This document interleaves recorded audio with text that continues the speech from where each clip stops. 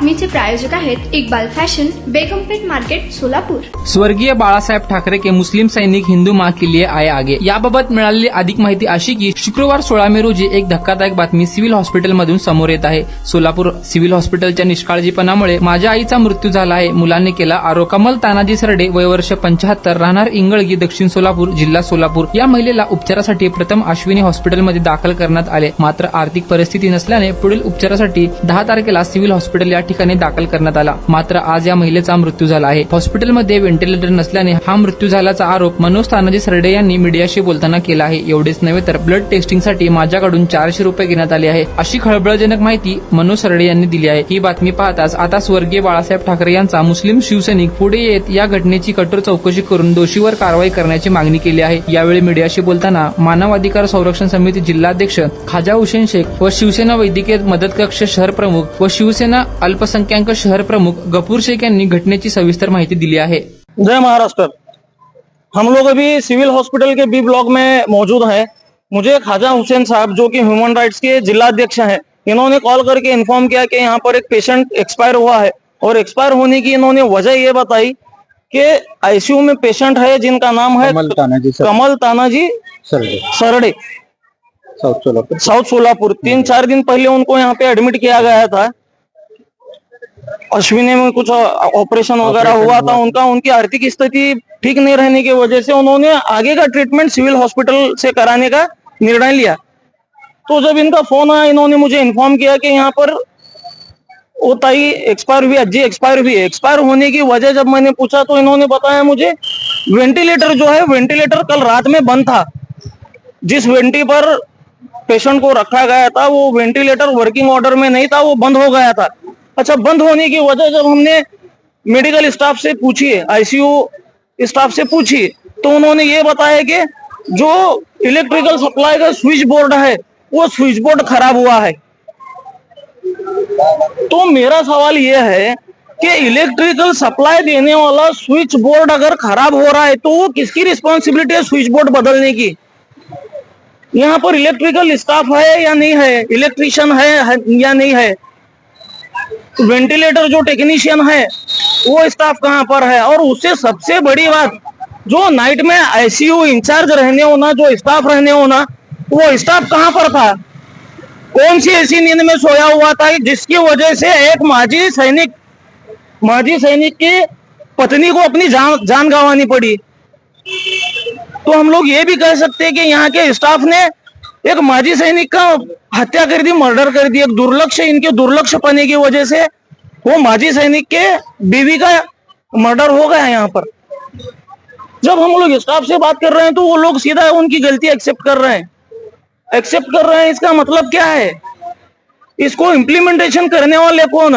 Government से जो भी इनको सर्विसेज सप्लाई हो रही, जो भी इनको फंड्स मिल रहे, वो फंड्स कहाँ पर इस्तेमाल कर रहे हैं ये लोग?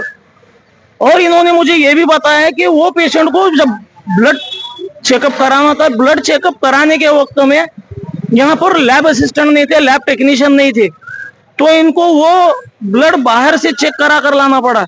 ब्लड सैंपल सिविल हॉस्पिटल के पेशेंट का बाहर जा रहा है चेकिंग करने के लिए और पेशेंट पैसा पे कर रहा है।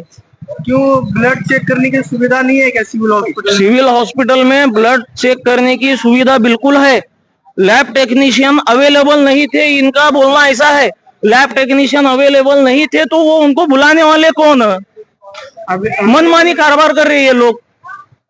इसकी तकरार वगैरह, कंप्लेंट वगैरह इससे करने वाले अभी आगे का क्या कार्रवाई? अभी इसकी जो कार्रवाई होगी, हम लोग डीन के पास में, जो ठाकुर साहब हैं सिविल हॉस्पिटल के डीन, उनके पास में हम लोग लेखी में निवेदन देंगे कि जो भी लोग ये रिस्पॉन्सिबल हैं, जो कल रात में ड्यूटी पर थे और जो पेशेंट का इलाज करने के लिए जो ऑथेंटिक पर्सन था या फिर जिसके अंडर में ट्रीटमेंट हो रहा था, जो मेन इंचार्ज है, जो असिस्टेंट प्रोफेसर हैं, इनके ऊपर कड़ी से कड़ी कार्रवाई करें। और ऐसे अब ये ठीक है, एक मामला फोन आया, हमें समझ में आ गया। ऐसे अब एक सवाल ये भी पैदा हो रहा है कि ऐसे कितने लोगों की मौत होती होगी यहाँ पर, कितने लोग ऐसे मरते होंगे? और इनके तरफ से मुझे ये इन्फॉर्मेशन मिल रही है कि इनके दुर्लक्षपना की वजह से ये 2 दिन में, जो इनके इन्फॉर्मेशन में है, ये 2 दिन में 2 मौतें ऐसी हो गई भी है। एक्सरे मशीन में, एक्सरे जब पेशेंट को काटने के लिए भेज रहे हैं तो वो एक्सरे मशीन को ना आटे की चक्की की तरह बजाकर चेक कर रहे हैं मशीन चालू है या नहीं है। यहाँ पर ये सुविधा है। रिपोर्ट ऐसे मिलती है एक्सरे, ये देखो ऐसे ये रिपोर्ट एक्सरे की रिपोर्ट्स हैं, ये सारी चीजें ना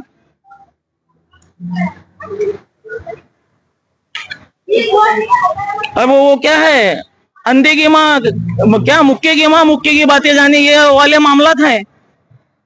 टेक्नीशियन कहाँ पर है, इलेक्ट्रीशियन कहाँ पर है, और जो स्टाफ रहने होना रात में वो स्टाफ कहाँ पर है।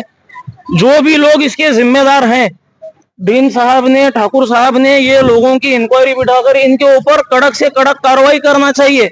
और ये 3 दिन 4 दिन के अंदर अगर कार्रवाई नहीं होती होंगी तो मैं शिवसेना वैद्यकीय मदद कक्ष शहर प्रमुख ये आपको खुले तौर पर आह्वान करता हूं, अगर ये मामलात में दुरुस्ती नहीं आई तो मैं मेरे पूरे कार्यकर्ताओं के साथ आपके सामने आऊंगा और हम शिवसैनिक अंदाज में आपके सामने आंदोलन करेंगे।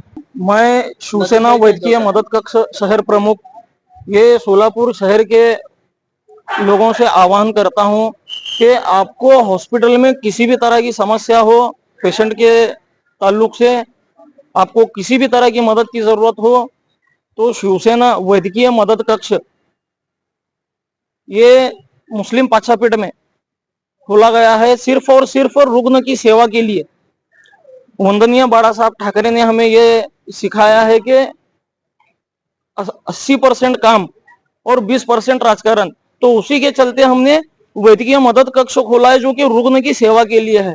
और 24 घंटे हम शिवसैनिक आपकी मदद के लिए सक्रिय हैं। आप हमारे संपर्क कार्यालय शिवसेना वैद्यकीय मदद कक्ष मुस्लिम पाछापीठ में आकर हमसे राब्ता कायम करें, हमसे बात करें। आपकी जो भी समस्या रहेंगी हम पूरी तरह से उसको मदद करने की कोशिश करेंगे। जय महाराष्ट्र। जय महाराष्ट्र। मैं ख्वाजा हुसैन शेख, अंतर्राष्ट्रीय मानव अधिकार संरक्षण आयुक्त सोलापुर जिला अध्यक्ष। इस वक्त हम सोलापुर के सिविल रुग्णालय में खड़े हुए। हमारे साथ जो है पेशेंट के रिलेटिव है मनोज सरडे साहब। यहाँ पर सिविल के अंदर जिस तरीके से लापरवाही हो रही है, 2 दिन के अंदर 2 जाने गई है, और जो कल आज मॉर्निंग में जो जान गई है वो सरासर जो स्टाफ और डॉक्टर की लापरवाही की वजह से गई है। जो वेंटिलेटर मशीन है वो मशीन बंद हो चुकी है। बाकायदा वहां पर स्टाफ अवेलेबल है, डॉक्टर है क्या, उन्होंने वहां पर विजिट नहीं किया, देखा नहीं। पेशेंट के रिलेटिव जब जाते हैं देखने के लिए तो वहां पर वो मशीन बंद है। तो उन्होंने स्टाफ को बुलाया, देखा करा, तो उन्होंने जो है अपनी गलती को एक्सेप्ट किया कि सर हमारे से मिस्टेक हो गई, आई एम सॉरी। लेकिन आई एम सॉरी बोलने से सारा मसला हल हो जाएगा क्या? क्या इनकी मम्मी वापस आ जाएगी क्या? वो एक आर्मी ऑफिसर थे, रिटायर आर्मी ऑफिसर, जिन्होंने देश के लिए अपने प्राण कभी भी गंवाने से पीछे नहीं हटे। आज उनके साथ ऐसा व्यवहार हो रहा है तो आप सोचिए आम लोगों के साथ कैसा व्यवहार होगा। 2 दिन से मैं खुद सिविल हॉस्पिटल के अंदर जो है विजिट कर रहा हूँ। मैं देख रहा हूँ जो लोग इलाज के लिए आते वो ऑलरेडी किस्मत के सताए हुए रहते। उसके बाद यहाँ का चाहे स्टाफ हो, चाहे डॉक्टर हो, चाहे यहाँ की सिक्योरिटी हो, उनके साथ जानवरों के जैसा व्यवहार करते हैं। मेरी खुद जो है सिक्योरिटी के साथ 2 बार बहस हो चुकी है। सर आप उनको रिस्पेक्ट से बात करिए, वो जो है टैक्स पर्सन है, टैक्स भरते हो, लोग फ्री में नहीं आए हैं। आपको जो सैलरी मिलती है आप आम लोगों के टैक्स से मिलती है, तो आप उनको इज्जत दीजिए। उनको भेड़ बकरियों की तरह जो है ढकेल कर भगा दिया जाता है। और ऐसी कई जो है सुविधाएं हैं। अब नीचे जब इधर फर्स्ट फ्लोर पर, ग्राउंड फ्लोर पर आप जाएंगे, वहां पर जाकर आप देखो ऐसा लगेगा जैसे म्युनिसिपैलिटी का जो यूनिंग के लिए जो जगह होती है वहां पर कैसी स्मेल आती है, उस तरीके से स्मेल आ रही। और हॉस्पिटल एक ऐसी जगह है, लोग जहां पर हेल्थ लेने के लिए, अपने हेल्थ को अच्छी करने के लिए आते हैं। मुझे तो लगता है शोलापुर के जो सिविल हॉस्पिटल है इसके अंदर आना पेशेंट को और बीमार करना और मौत के करीब लेकर जाना है। मैंने 2 पेशेंट को देखा, 2 पेशेंट को एडमिट किया, दोनों के साथ में जो ऐसा व्यवहार हुआ। और ऊपर से गवर्नमेंट हॉस्पिटल रहने के बाद मेडिसिन के लिए इनसे पैसा लिया जा रहा है, ब्लड टेस्ट के लिए पैसा लिया जा रहा है। इतना बड़ा हॉस्पिटल होने के बाद एक टेक्निकल का स्टाफ नहीं इनके पास, एक इलेक्ट्रिक स्टाफ नहीं है। तो इनके ऊपर हमारे जो शिवसेना के जो अध्यक्ष है, मैं एक बार इनको फोन किया, मला गफूर भाईजान ऐसी ऐसी बात है, एक फोन पर मेरे लिए वो यहाँ पर आए और मैं उनका दिल से शुक्रिया अदा करता हूँ कि शिंदे साहब ने उनको जो जिम्मेदारी दी थी सोलापुर की, उन्होंने उस जिम्मेदारी को निभाया। मेरे एक फोन पर इधर हाजिर हुए और हम डीन साहब से भी जो है बात करने वाले हैं कि इसके जो भी जिम्मेदार है, हम जब कुछ डॉक्टरों से मिले सब एक दूसरे को बचाने में लगे, लेकिन इस बार हम किसी को बचने नहीं देंगे।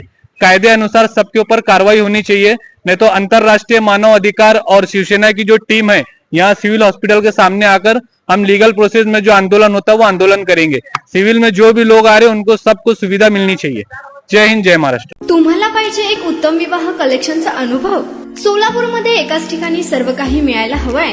आमच्या इक्बाल फॅशन मध्ये मिळतंय तुमच्या विवाहासाठी सर्व काही। लेहंगा, साडी, मटेरियल, रेडीमेड आणि मुलांसाठी स्पेशल वेअर। प्रत्येक गोष्टीत दिली आहे खास सजावट, आकर्षक डिझाईन्स आणि दर्जा, आश्चर्यकारक डिझाईन्स आणि कस्टमायझेशन सह तुमच्या लग्नाचा दिवस खास बनवा। आणि हो, आमचं मोठं कलेक्शन तुमच्या सर्व गरजा पूर्ण करेल। आकर्षक रंग आणि स्टायलिश डिझाईन्स फक्त इक्बाल फॅशन मध्ये। इक्बाल फॅशन सोलापूरचं अग्रगण्य विवाहासाठीच्या कलेक्शनसाठी आणि तुमच्या सुंदर दिवशी आणा इक्बाल फॅशनचा स्पर्श। मग आताच भेट द्या इक्बाल फॅशनला। आमचा पत्ता बेगमपेठ मार्केट, सोलापूर।